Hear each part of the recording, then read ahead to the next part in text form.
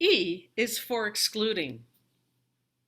This is the second speech in the four-speech series entitled Delegation Empowers and Builds Teams, which describes team building as what you shouldn't do based on the acronym TEAM.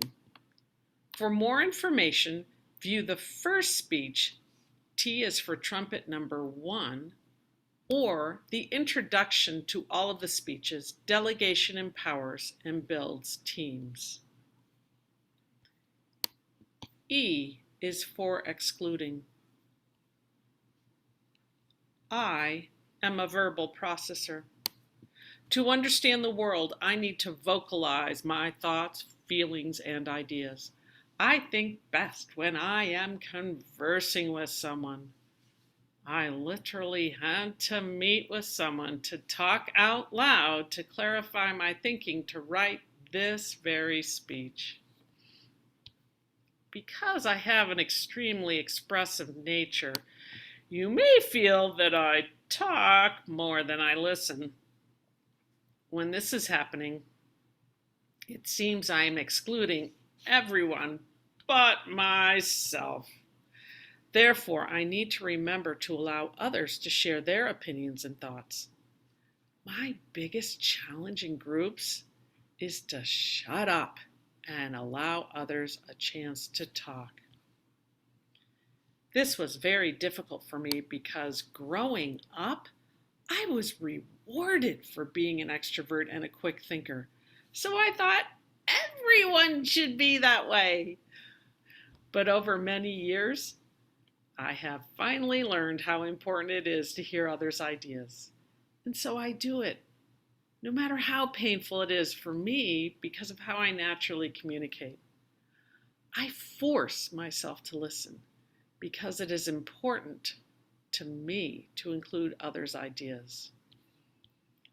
Sometimes you will even see me physically put my hands over my mouth to remind myself to be quiet. I now realize this is so crucial. I even teach it as I lead children to work together as a team to achieve a common goal. Each class, I divide my students into smaller groups to accomplish one task and assign the leadership of each group to different children. Because extroverts get to lead in most situations in our culture, I rarely let them lead in this class.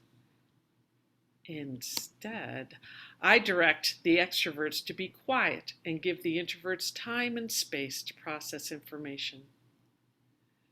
I stress how everyone's contribution is important and teach how to make sure everyone is heard. This makes all students feel included in the ideas and decisions. All of this learning has helped me in Toastmasters. When I first joined, it was very difficult for me to not step into speaking if there was no one else volunteering. Like nature, I abhor a vacuum. It is in my nature to do it myself, to exclude others by offering to speak every week.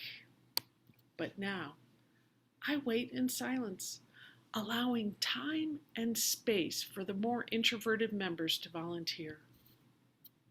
At this point, I will take whatever role needs to be filled, or even, dare I say it, no role. Even being a member of the audience is important for the club.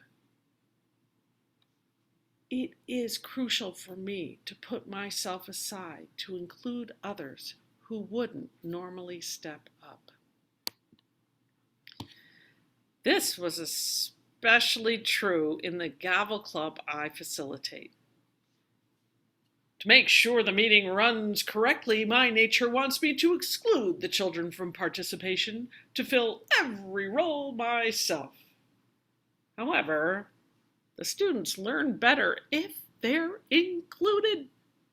if they are given roles and empowered to succeed by me or their fellow club members. Truly, delegation is empowerment and builds teams. I am so ready to volunteer, but instead I wait to include the people who process differently than I do. I wait until they choose a role and then I take a role. Don't exclude, but get out of the way to include others. This empowers them and builds teams.